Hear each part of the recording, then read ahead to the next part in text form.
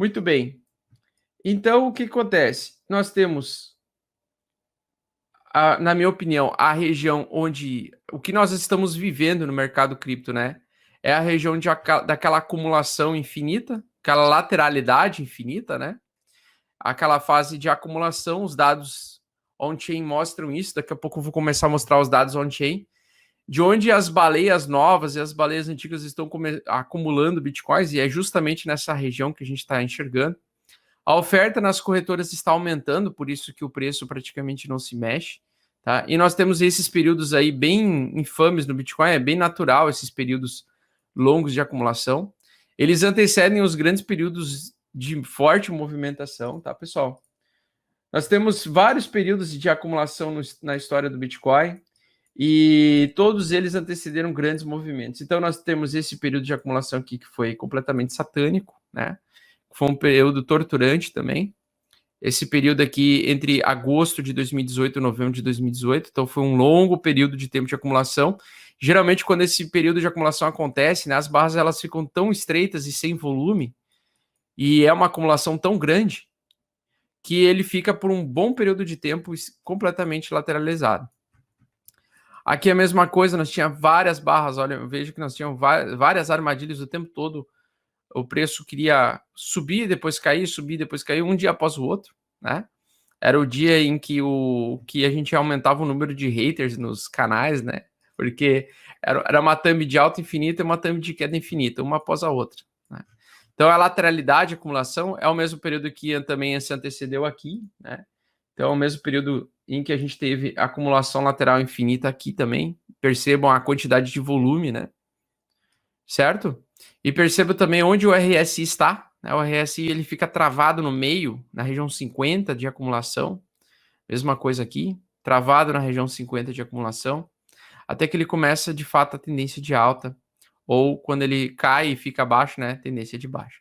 Então, nós estamos presos na acumulação ainda. Na acumulação, leia-se acumular, comprar, guardar, hold, baleias comprando, guardando, hold e assim por diante. E para mim não vai mudar esse cenário até meados aí de agosto para setembro, tá?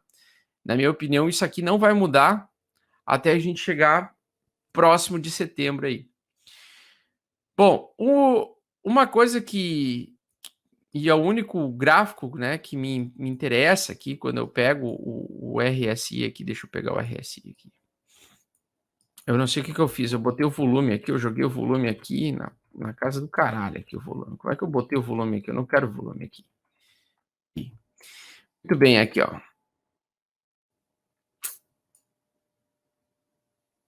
A princípio, né, o movimento seria explosivo no próximo, mas não é o que vem acontecendo. Então, nós temos o RSI aí servido como principal resistência atualmente. O preço ele pode continuar caindo a partir desse ponto agora, aos pouquinhos, bem fraquinho mesmo, né? Lembra daquele price action que eu trouxe? Eu até vou fazer ele novamente. Vou limpar aqui a tela.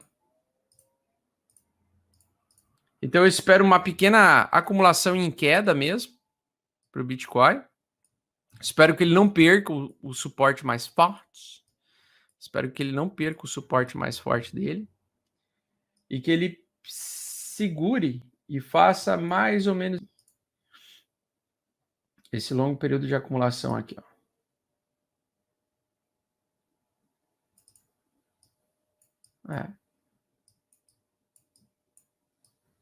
Então, eu espero que ele... Assim, ó. Vamos encaixar ele assim, ó. Tá? Conforme eu já expliquei para vocês, então, eu espero a acumulação descendente, com volume em baixa, formando uma barra no mensal de indefinição, depois breve recuperação no mercado, ali por meados de agosto ou setembro, nova lateralização, né? E final do ano, explosão de preço novamente, até a gente bater o 24 de janeiro de 2021, tá? Então, o meu price action é mais ou menos isso aqui que eu tinha projetado, né? É o que eu acredito que para mim seria o natural de acontecer. preço sai de uma grande acumulação, gera muita escassez essa acumulação, movimento explosivo, depois de um longo período de tempo, né? E a minha expectativa também, quando a gente pega o gráfico mensal, deixa eu pegar, na verdade eu vou pegar o gráfico semanal para não ficar tão longe assim. Mas a minha expectativa é o preço respeitar essa mínima aqui, ó. Tá? Então essa linha aqui com essa linha aqui, a interseção dessas duas linhas aqui, poderia ser, na minha opinião, o fundo do Bitcoin máximo que o preço poderia vir buscar, tá? Esse seria o meu, digamos assim, o fundo dos deuses, né? O que é muito difícil de acontecer, tá? Até porque para cair tem que ter oferta de venda no mercado. E tanto a oferta de venda quanto de compra estão se extinguindo no mercado, elas estão se equilibrando e o volume está bem baixo. O interesse por operar no mercado futuro está diminuindo gradativamente. O open interest dos mercados está diminuindo gradativamente, né? E se eu traçar aqui uma FIBO de longo prazo, vamos pegar o fundo máximo do Bitcoin mais recente aqui de 3.200 e jogar lá em cima, né? Para uma tendência de alta continuar, né, o preço ele precisa se manter no mensal acima da região 0,38 de Fibonacci, ou seja, toca nessa região 0,38 de Fibonacci e continua. Então isso aqui é uma FIBO de longo prazo, né? Uma FIBO longa. E ela está coincidindo, né, a 0,38 com o topo anterior e também com o nosso price action aqui do mercado, tá? Também com essa nossa linha aqui. Então, deixa eu só melhorar um pouco essa linha de tendência. Pronto. Vou pegar essa linha de tendência aqui, ajustar ela corretamente. Pronto. Tá? Então, o preço atualmente, realmente, o Fibonacci de longo prazo está em $20.000 por unidade, exatamente no topo anterior, né? Esse é o suporte mais forte. Esse seria o suporte mais forte de todos aí.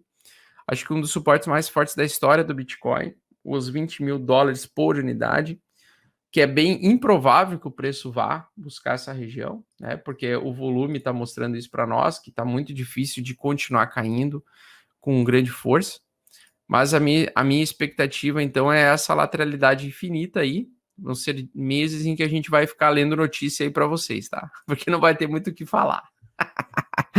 E aí, o que acontece? A acumulação no RSI, então, ele aparentemente estaria próximo de tomar decisão, mas ainda acho difícil. Ainda não vejo esse grande movimento acontecer, tá? Mas no RSI, pelo menos, está fazendo a acumulação, tá se apertando para um ponto de decisão. Mas não se iludam, tá, pessoal, com isso, né? O pessoal fala assim, alguns analistas, né, pegam e falam, cara, aqui está se aproximando da LTB com a LTA, né? Tá se afunilando e vai tomar uma decisão a qualquer momento, né? Se fosse tomar decisão a qualquer momento, né, ele tomaria muito mais em probabilidade de baixa do que de alta por causa da nossa média móvel apontando para baixo. A média móvel de 8 com o fechamento semanal de ontem está amplamente apontando para baixo. Ao mesmo tempo em que essa tentativa do mercado de fazer esse pivôzera de alta também está fazendo uma barra, né, iniciando a semana em queda, tá? Então, a probabilidade maior é de continuar caindo, né? Nós temos também a barra semanal. A barra semanal é a que mais me chamou a atenção, né?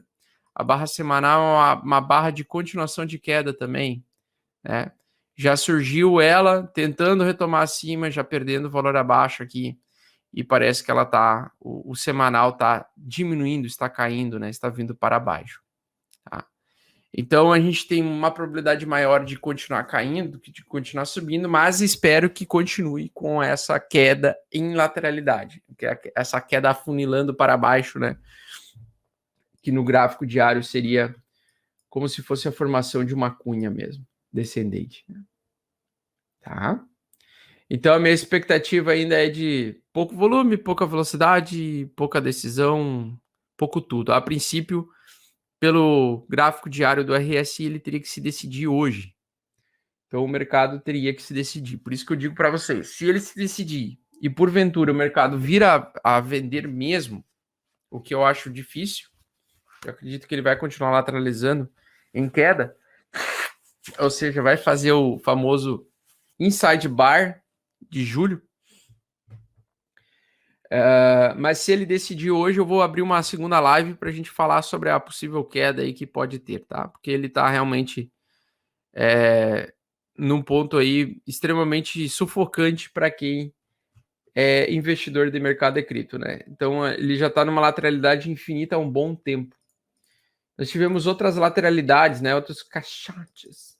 Nós temos outras lateralidades aqui. Aqui nós tivemos um período longo de lateralidade, de maio até outubro.